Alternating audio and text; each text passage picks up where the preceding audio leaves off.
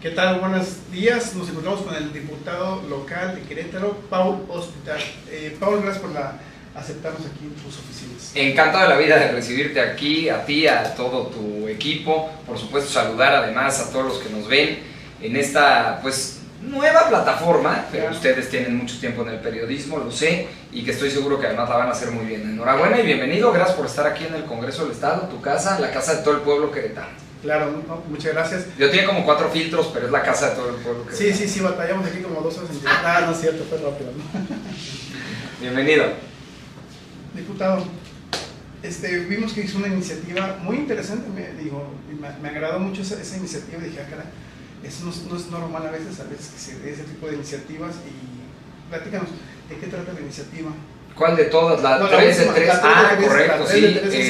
El día martes esta semana, a principios de febrero, presentamos una iniciativa que le denominamos 3 de 3 contra la violencia de género.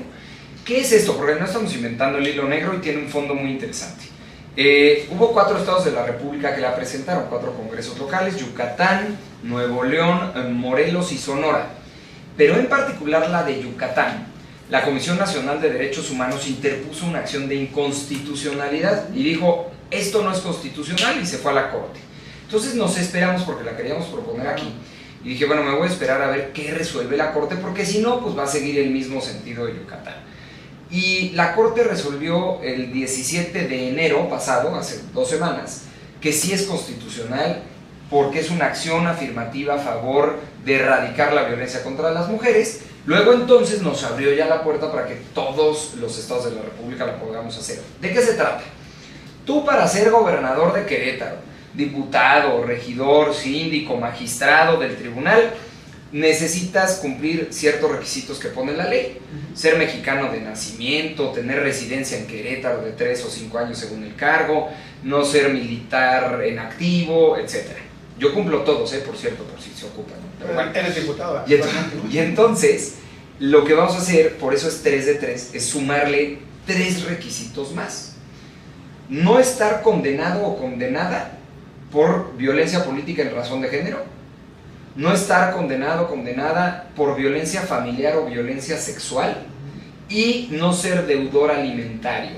Estos morosos, estos padres sobre todo, irresponsables, que dejan a la exesposa y a los hijos sin una manutención y entonces están condenados por eso, ya no van a poder ser elegibles. No solamente para estos cargos de elección popular, sino también para cargos que nosotros en el Congreso elegimos, como el titular de la Defensoría de Derechos Humanos, el fiscal, que ese ya tiene sus propias limitaciones que la propia ley le pone, pero también magistrados, te decía, del tribunal, contralores internos de las dependencias que también se eligen aquí en el Congreso, y los de acceso a la información y transparencia, que también se eligen en el Congreso. Pero bueno, fundamentalmente va dirigido a no darle más poder a los violentadores, que gente que tiene alguna de estas 3 condiciones, una sentencia en estas condiciones, no pueda aspirar a un cargo público, para evitar justamente empoderar a este tipo. Aquí no sé que sea retroactivo, no sé, eso no, porque no. Ya hay una sentencia de alguna forma. Es correcto. Queríamos nosotros ampliar 2 cuestiones. Uno, lo que dices tú, que una vez en funciones, por ejemplo, hay el caso de un senador de la República, que es muy famoso, un que... presidente municipal en Querétaro también aquí. No lo sé, pero sé de un senador de la República, del Movimiento Ciudadano, me parece que es de Chiapas, que pues tiene muchísimas denuncias ahí de violencia vicaria, de que es moroso en el tema de la manutención de sus hijos, en fin, tiene muchos problemas. Pero nos dijeron que esa no iba a transitar porque al ser electos son cargos irrenunciables, se le llama por ley, y no podríamos hacerlo retroactivo. Pero lo que sí es que ahora con la reelección, pues ya no podría postularse a otro cargo de elección popular. Y una segunda que queríamos nosotros implementar en la norma, que no se puede porque ahí sí nos la iban a tirar por la inconstitucionalidad, era aplicar esto para todos los servidores públicos, todos, sin importar el nivel. Es decir, desde el nivel más bajo de la administración pública hasta un secretario de Estado, por ejemplo, aplicarle a todos, que no haya un servidor público que haya sido condenado por estos 3. Los que son de confianza, porque puede haber personal de base que eso no... Ninguno, nada, que no se le pueda pagar desde el Estado, es decir, con los impuestos de los que nos están viendo, a ninguno. Pero no, nos advirtieron ahí abogadas expertas que tenemos aquí en el Congreso, no crean que es un despacho muy grande, ¿verdad? La gente que nos ve, pero las 2 personas que me ayudan, que eso sí no iba a transitar, no se iba a poder. Entonces, esto es lo posible, esto es lo alcanzable, esto es lo legal, que ya dijo la Corte que podemos hacer, y entonces en Querétaro queremos avanzar en esa materia, y estoy seguro que va a pasar. Fíjate que ayer yo leía en el periódico que el coordinador de los diputados del PAN, que aquí son una inmensa mayoría, sé que te ve gente de todo el país, pero aquí en Querétaro hay una sobrepoblación azul. Entonces también el Congreso necesitamos el visto bueno obviamente de la mayoría, y dijo que jalaba con la iniciativa. También los compañeros de Morena dijeron que la veían muy bien. Entonces yo espero que esto transite, que transite pronto, rápido, para que ya aplique en 2024 y podamos evitar que se postulen a un cargo de elección popular ya en la próxima elección en Querétaro. Digo, sería ilógico, pero si el gobernador de Querétaro promovió un 5 de 5 para sus funcionarios, ¿no? Más de 500 funcionarios, que pues, el tema pues, de fiscal, de drogas, sí, manifestación de bienes, conflicto de interés. Yo creo que esto debe ser algo muy bien aceptado por parte pues ojalá que sí, que se lo sume ahí al 5 de 5 y que ahora sea 8 de 8, no sé, pero también hay que dar este tipo de pasos, porque sí hay un rezago cultural, histórico muy grande y muy importante en contra de las mujeres. Es enorme la diferencia que hay, y si no hacemos este tipo de reformas, tarde o temprano va a suceder y vamos a llegar a la igualdad, pero nos va a tomar muchas décadas. Entonces, este tipo de acciones afirmativas, este tipo de reformas, este tipo de iniciativas, lo único que buscan es acortar esa brecha de 60 años o de 50 años para que lleguemos a la igualdad sustantiva, ¿no? Entonces, yo creo que está bien planteada. Ojalá nos ayude esto a seguir previniendo, sancionando y erradicando la violencia contra las mujeres. Pues bueno, ya escucharon, la verdad que es algo que sí nos congratula que haya ese tipo de iniciativas, ¿no?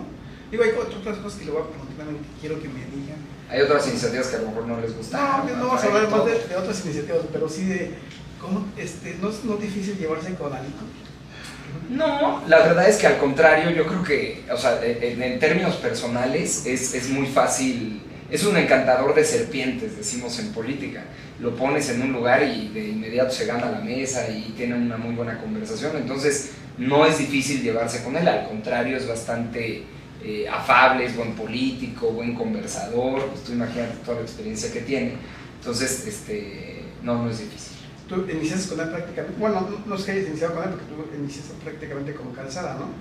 No, o sea, desde antes. Fíjate que yo a los 17 años, ustedes se van a acordar por la generación, pero yo sé que nos ven muy jóvenes y les voy a hablar de esos dinosaurios del PRI, pero yo con quien arranqué en la política, quien me dio la primera oportunidad, se llamaba, que en paz descanse, murió el año pasado, don Enrique Jackson, seguramente te suena. Enrique Jackson, que fue líder del Senado, presidente del Senado, en fin, cuando se postuló para presidente nacional del PRI contra Beatriz Paredes. Ahí fue mi primera oportunidad, yo estuve en su campaña. Ahí conocí, el coordinador de la campaña de Enrique Jackson era César Camacho Quirós, exgobernador del Estado de México. Amigo, mentor, sensei hasta la fecha. Y esa fue mi primera experiencia. Después de Enrique Jackson fue justamente Calzada. Yo hice mi servicio social. Bueno, no, la verdad es que servía café y sacaba copias. Suena muy rimbombante el servicio social, pero la neta es que me traían de IBM, ¿no? Ubicas el cargo de IBM, IBM a traer esto y a traer lo otro. De morro ahí en el Senado con Calzada, luego obviamente pues en la campaña ganamos tal, y tuve la oportunidad de estar con él todo el sexenio, como bien refieres, y después fui candidato a diputado federal, perdimos, en 2015, que perdimos aquí con Pancho Domínguez y todos los que llegaron del PAN, con Roberto Loyola, que iba a la cabeza, y entonces de ahí me rescató literalmente del ostracismo político, o de la Renata, que es la Reserva Nacional de Talentos. Me sacó ahí de la basura César Camacho, y me invitó a trabajar con él a la Cámara de Diputados. Él era coordinador del grupo parlamentario del PRI, cuando el PRI tenía 208 diputados federales, un poquito más que ahora. Y estuve con él ahí de su chalán, igual con el café, las copias, todo me sale re bien. Y de ahí me fui al Instituto de Capacitación y Desarrollo Político, que es la parte de formación política del PRI. El presidente era Enrique Ochoa, seguramente lo recuerdas, Enrique Ochoa Reza, michoacano. Luego le cambiamos a Instituto Reyes Heroles, pero era lo mismo, nada más que no igual. Y ya me tocó ahí en la dirigencia Enrique Ochoa, luego me tocó René Juárez, que en paz descanse, también murió el año pasado. Me tocó Claudia Ruiz Macié. Y luego vino la renovación del PRI y me invitó a Lito a participar en su campaña. Fuimos ahí voceros de la campaña. Bueno, ya antes fui vocero de la campaña de MID, de Pepe Mid en la presidencia. Y bueno, ahí participamos con Alito, llegó a la dirigencia. De ahí, del Reyes Heroles, me vine de presidente del partido, del PRI aquí en Querétaro. Y ahora yo te veía mucho en el Estado de México antes. ¿Me veías? No, la verdad es que nunca hice política allá. Tuve cuestiones personales, pero no políticas en el Estado de México. Yo aquí, de morrito, fui dirigente juvenil de los jóvenes del PRI, que era el Frente Juvenil Revolucionario, seguramente te suena.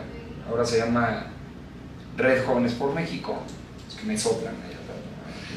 No voy a decir Acción Juvenil. Sí, aquí se hay cartulinas y todo. me van pasando la respuesta. No es cierto. No, pero de morro fui aquí dirigente de los jóvenes. Fue mi primer cargo así importante en el PRI. Y luego ya, bueno, tuve la oportunidad de hacer mucha carrera política dentro del PRI, pero siempre con un pie en Querétaro.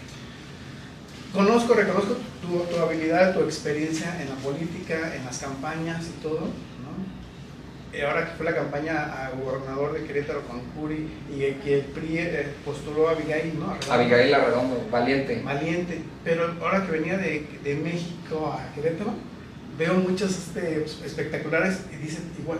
Valiente, ok. Y una persona que conoces tú muy bien, ¿no? Obviamente, ¿no? No lo sé, no he ido a México hace mucho, entonces no he visto la publicidad, pero creo que Abigail hizo una gran campaña, una campaña muy valiente, muy echada. No fue una campaña pues fracasada, digo. Fíjate que hay distintas visiones sobre la campaña. Yo te podría decir algo muy importante. Hubo una gran alianza nacional, PRI-PAN-PRD, el Va por México, que en Querétaro no hubo, que en Chihuahua tampoco hubo, por ejemplo. Y entonces realmente estábamos ante una adversidad enorme, porque era, digamos, un PAN muy fuerte, con Pancho Domínguez y todo lo que gobernaban, y Morena, pues muy fuerte a nivel nacional. Entonces digamos que era el choque entre las dos fuerzas grandes, y ahí en medio tenías que ver cómo metías al PRI. Y por eso también fue una campaña valiente, ¿no? Y una mujer valiente como Abigail.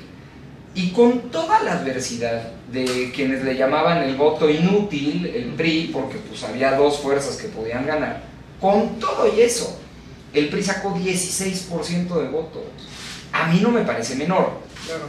Cuando en Chihuahua sacaron el 4.1%, en Quintana Roo sacaron el 3 y cacho, en una situación igual, así de panzazo el registro, digamos. Entonces cuando piensas que en Querétaro sacó el 16%, te habla de que hay una base cultural priista muy grande, porque hay gente que tú le dices, oye, pero es que esto está entre Morena y el PAN, entonces no eches a la basura tu voto, como le han hecho muchas veces, como con Calderón, como hay muchas historias así en las últimas décadas de este país. Con todo y eso, gente que salió a votar, el 16% de los votantes, no me parece menor, insisto. Entonces ahora Abigail está al frente del PRI, estamos justamente pues, en esta renovación en todo el estado, de estructuras, y te encuentras muchísima gente muy priista, gente que es culturalmente priista, le llamo yo, gente que te dice yo nací y moriré priista, que de pronto se enojan por las situaciones que se vive a nivel nacional, a nivel local, les da coraje, pero ahí están. Diría Nacho Lozano, que escribió ese libro, ese priista que todos llevan dentro, ¿no? Pero ahí están, y los veo con mucho ánimo de que se recupere, de que resurja, de que vuelva a ser una fuerza competitiva en Querétaro, porque en Querétaro, a diferencia de otros lugares, no hay malas historias que contar del PRI, al contrario, hay puras buenas historias que contar. Y la gente recuerda con gusto los sexenios últimos del PRI, Calzada, Burgos, Mariano, en fin, y lo recuerda bien, con grandes avances, con seguridad, con calidad de vida. Entonces, pues es una buena carta de presentación para nosotros aquí en el local, que por cierto aquí nació el PRI. Claro, sí, aquí nació en el Teatro de la República. Ah, claro, sí, sí. El PNR, pues, pero bueno, es el abuelito del PRI, ¿no? Luego vino la segunda transformación, la tercera. Por cierto, te vi ahí en el Teatro de la República. Ahí estuve. La foto con el presidente. Pues es que te tienes que tomar una foto con el presidente. A ver, muchos me decían, no, pero es que es de Morena y no des malas señales.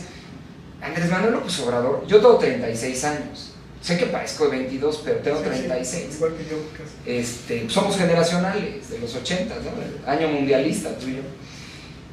Andrés Manuel López Obrador lleva en mi vida, el personaje, 20 años. Claro. Es decir, desde que yo tomé la decisión de estudiar ciencias políticas, el señor ya era jefe de gobierno de la ciudad. Y el Desafuero, y Fox, y todo el rollo, ¿no? Entonces, gran parte de la explicación política de mi generación tiene que ver Andrés en el ambiente, ¿no? Sí, claro. Y los últimos años esta hiperpresencia del presidente con todos los días en la mañanera, que ahí te vemos, que siempre poniendo los temas de Querétaro y del país. Entonces, pues claro que es un personaje histórico que va a pasar a la historia, no creo que bien, pero va a pasar a la historia. Difiero, pero está bien. Luego hacemos otro programa de eso. Pero al final del día es el presidente de la República, entonces pues claro que hay que estar ahí en estos eventos de carácter republicano, que no son de partido, aunque este 5 de febrero fue un poco distinto, de mucho contraste y muy ideológico, lo cual no es malo, necesariamente. Me parece que es bueno el debate público y dejar públicamente las diferencias de las partes. Eso me parece extraordinario, pero es nuevo. Eso no le quita lo novedoso. Yo veía, perdón el paréntesis tan grande, pero yo veía luego a Ricardo Anaya, que era oposición con Peña presidente, pero hablándole, bueno, como si fuera su maestro yoga, ¿no? Y su mentor, y bueno. Y es bueno que se den las diferencias públicas, con respeto, en un evento republicano, que se digan ahí abiertamente las diferencias. Me parece que no pasa nada. Luego nos espantan la democracia las diferencias, pero así funciona en el mundo, y en el mundo avanzado. Y en los vecinitos del norte, ahí ves a los gobernadores enfrentando al presidente Biden de frente, públicamente, las diferencias que tienen, no pasa nada, siguen gobernando. Y se siguen poniendo de acuerdo para mantener seguros sus estados y con todos los servicios. Entonces, sí fue un 5 de febrero distinto, pero claro, respondiendo a tu pregunta, pues cómo no te vas a tomar foto con Lord Molécula o con el presidente, con estos personajes que hasta visitan el pueblo. No me digas eso. Sí, caí en la tentación. Sí, ¿verdad? Sí. Pero bueno, se da otra cosa. Pues vienen al pueblo los personajes nacionales, uno tiene que aprovechar. ¿Qué le espera a Paul en el futuro? Digo, porque ahorita hablaba del 16% que tiene pues de presencia en Querétaro, el PRI. Como piso, Ajá. O sea, ojo, yo creo que por todas las condiciones que se vivieron, es el piso. ¿Qué le espera? Porque digo, no es un ambiente pues muy, pues arrasó prácticamente el PAN, ¿no? De aquí en Querétaro. No prácticamente. Arrasó. Tenemos 15 distritos locales, los 15 los ganó. Teníamos 5 federales, los 5 los ganó. O sea, hay una presencia municipal o dos del PRI nada más. Dos, Amealco y Colón. Ajá, sí. Dos municipios muy importantes, muy diferentes, pero muy importantes. Claro. ¿Qué le espera? Porque ahorita que toqué el tema de Valiente y que lo vi que en el Estado de México están retomando, independientemente de quién sea la candidata, porque no nos compete aquí en lo local, pero ¿por qué retoman eso? Tú que conoces un poco de la política y el contexto nacional. No lo sé, ya las campañas están, la verdad es que muy avanzadas en términos de marketing, de propaganda, de emisión de mensajes, hay mucho estudio detrás, se ha profesionalizado mucho ese tema, ¿no? Las campañas antes eran de un contacto mucho más directo con la gente, pero ahora a través de los medios de comunicación, las redes sociales, se ha innovado muchísimo y se hacen estudios y focus groups y encuestas y entonces sobre eso sacan ahí campañas, ¿no? Como algunos hasta anticipadas, ¿no? Claro. Como la Claudia y esas cosas que luego vemos en espectaculares, que quién sabe quién los paga. Pero bueno, son estudios de marketing detrás para lograr posicionar una idea, un mensaje, una esperanza de futuro, ¿no?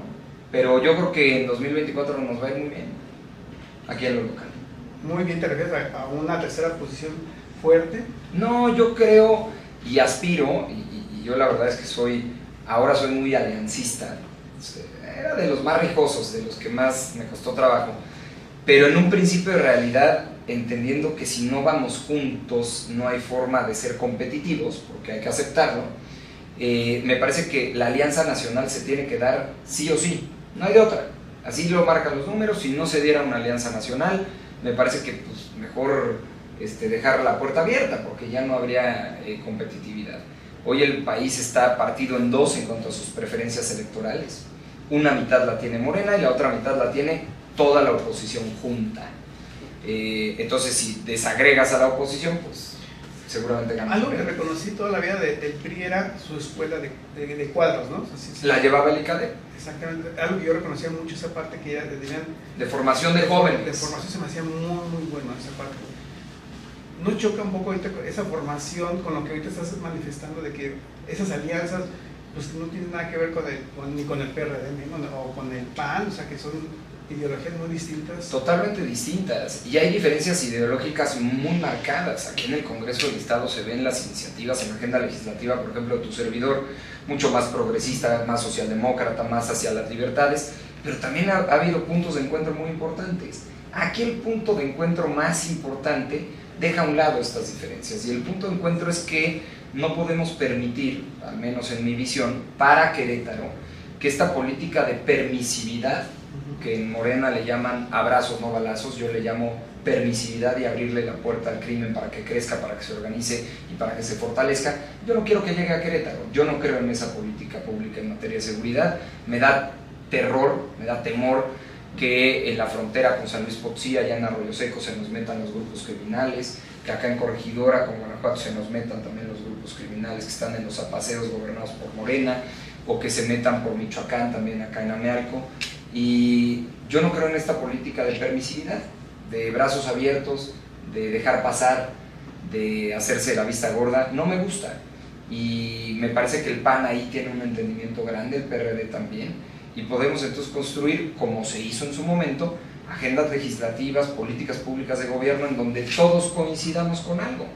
Después habrá, claro, en las agendas algunas diferencias ideológicas, y ha habido muchas iniciativas, por ejemplo aquí, que yo he presentado con compañeros de Morena, compañeras y compañeros de Morena y yo, por ejemplo, sobre las terapias de conversión, sobre prohibirlas.